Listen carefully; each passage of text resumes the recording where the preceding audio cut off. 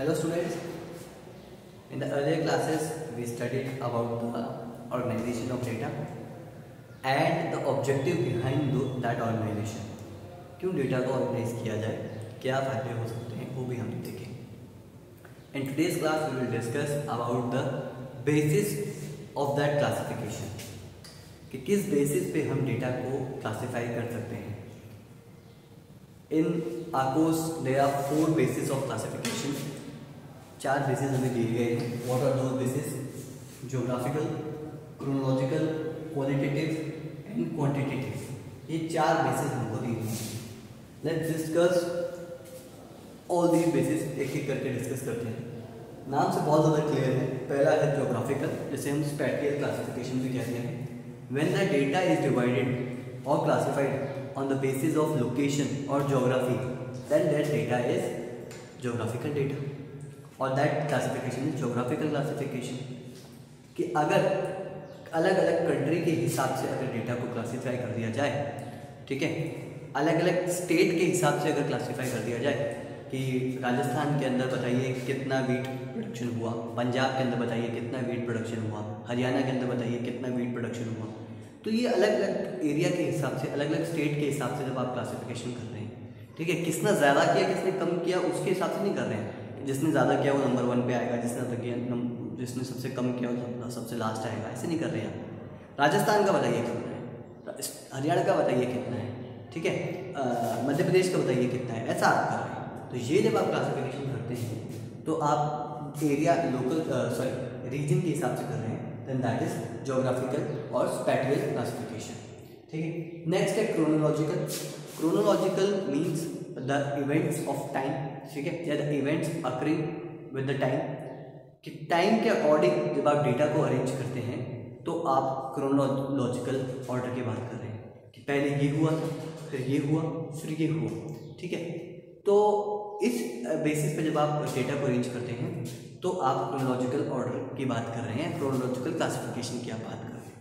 मतलब मान लीजिए कि आप बोलते हैं 2018 के अंदर वीट का इतना प्रोडक्शन हुआ, 2019 के अंदर वीट का इतना प्रोडक्शन हुआ, 2020 के अंदर इंडिया में वीट का इतना प्रोडक्शन हुआ.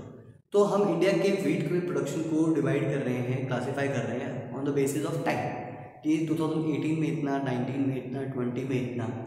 ये क्लासिफिकेशन आप क्या कर रहे हैं, दिस इज क्रोनोलॉजिकल क्लासिफिकेशन.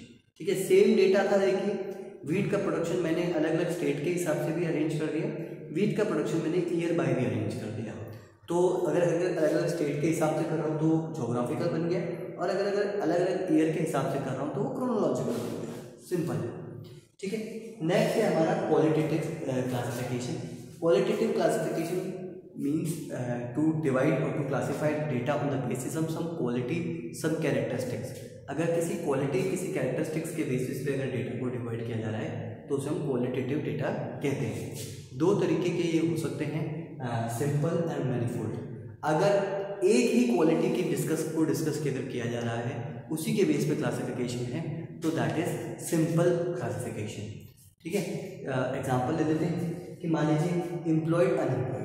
ये एग्जांपल मैंने यहाँ लिखा है, एम्प्लॉयड अनएम्प्लॉयड, एक ही on the basis of job status. बस ये एक क्लासिफिकेशन, ये एक क्वालिटी, ये एक कैरेक्टरिस्टिक आप डिस्कस कर रहे हैं, तो ये आपका सिंपल है. मैनीफोल्ड क्या होता है, एक से ज़्यादा अगर क्वालिटी कैरेक्टरिस्टिक इसमें आता है तो वो मैनीफोल्ड है. कैसे, देखिए एम्प्लॉयड अनएम्प्लॉयड एक category on the basis of job. अब इसके अंदर एम्प्लॉयड में मेल कितने हैं, फीमेल कितने हैं वो बताइए, अनएम्प्लॉयड में मेल कितने हैं, फीमेल कितने हैं वो बताइए. ये देखिए एक के बाद एक के नीचे 2 हो गए, ये मैं नहीं बोल रहा हूँ, ये क्यों हुए हैं वो बताइए. ठीक है. ये हमारा ये बेसिस ऑफ कैरेक्टरिस्टिक्स, यानी कि ये पहले जो on the basis of job है, फिर on the basis of gender है. ठीक है. तो 2 कैरेक्टरिस्टिक्स की आपने यहाँ पे बात कर ली है, तो ये आपका मैनीफोल्ड क्लासिफिकेशन हो गया. और क्या आ सकते हैं क्वालिटेटिव के अंदर कि स्मोकर, नॉन स्मोकर. ठीक है. अब इसको भी आप क्या कहते हैं, सैंपल और मैनीफोल्ड में बना सकते हैं. अगर सिर्फ स्मोकर, नॉन स्मोकर आपने डिवाइड किया तो ये हो गया आपका एम्प्लॉयड अनएम्प्लॉयड. फिर आप स्मोकर, नॉन स्मोकर बनाइए.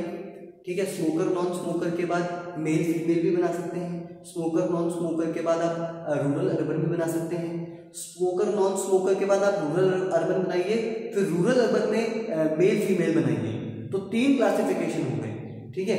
तो ऐसा भी आप कर सकते हैं, तो उसे आप मैनीफोल्ड क्लासिफिकेशन करेंगे।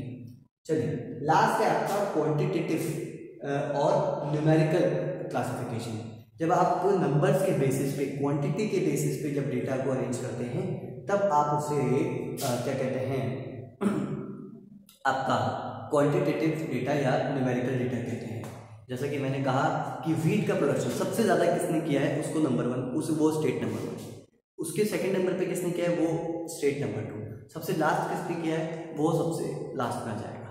यहाँ पे आपने स्टेट वाइज अरेंज नहीं किया है, ईयर वाइज भी अरेंज नहीं किया है। इसी ईयर का डेटा ले रहे तो ईयर वाइज तो क्या अरेंज करेंगे, आप अरेंज कर रहे हैं data on the basis of amount of wheat produced, ठीक है। किसने सबसे ज्यादा वीट प्रोड्यूस किया वो नंबर 1 आ जाओ, किसने नंबर सेकंड किया वो नंबर 2 आ जाओ, ठीक है। किसने सबसे लास्ट किया, सबसे कम वीट प्रोड्यूस किया वो सबसे लास्ट आ जाओ। तो ये अमाउंट ऑफ वीट के अकॉर्डिंग अगर आप डेटा को अरेंज कर रहे हैं, क्वांटिटी के डेटा के अकॉर्डिंग अरेंज कर रहे हैं, तो आप क्या कह रहे हैं, क्वांटिटेटिव क्लासिफिकेशन। आपका रिजल्ट क्वांटिटेटिव क्लासिफिकेशन ही है, ठीक है। जिसके सबसे ज़्यादा मार्क्स वो फर्स्ट रैंक, जिसके उससे कम मार्क्स वो सेकंड रैंक, जिसके सबसे कम मार्क्स वो लास्ट रैंक, ठीक है। ये जो अरेंजमेंट है, ठीक है, this is also numerical arrangement, ठीक है, और this is also quantitative arrangement. ये आज तक आप करते हुए आए थे, आज तक आपका फोकस इस पे नहीं गया था, ठीक है। आज आपने सीखा है कि ये जो अरेंजमेंट है आपको क्या 5th क्लास के बच्चे को समझ में आता है, ठीक है, कि फर्स्ट कौन है, सेकंड कौन है, या जिसके ज़्यादा मार्क्स आएंगे वो नंबर 1 आएगा, और जिसके सबसे कम मार्क्स आएंगे नंबर लास्ट आएगा। लेकिन क्लासिफिकेशन क्या है उसका वो आपने नहीं पता था, तो वो आज हमने देख लिया है। वो कौन सा क्लासिफिकेशन है, वो क्वांटिटेटिव क्लासिफिकेशन, न्यूमेरिकल क्लासिफिकेशन है। कुछ और भी उसे बोलते हैं, ठीक है, क्या बोलते हैं, क्लासिफिकेशन बाय वेरिएबल्स, ठीक है। क्लासिफिकेशन बाय वेरिएबल्स उसका एक और नाम है, इंपॉर्टेंट बन जाता है एमसीक्यूज के लिए, मल्टीपल चॉइस क्वेश्चन के लिए क्लासिफिकेशन बाय वेरिएबल्स सीखना। क्लियर है? तो ये हमारा बेसिस ऑफ क्लासिफिकेशन है, जिसके बेसिस पे हम डेटा को क्लासिफाई या अरेंज करते हैं। Okay, so that's all for today. Will continue our discussion in next class. Thank you.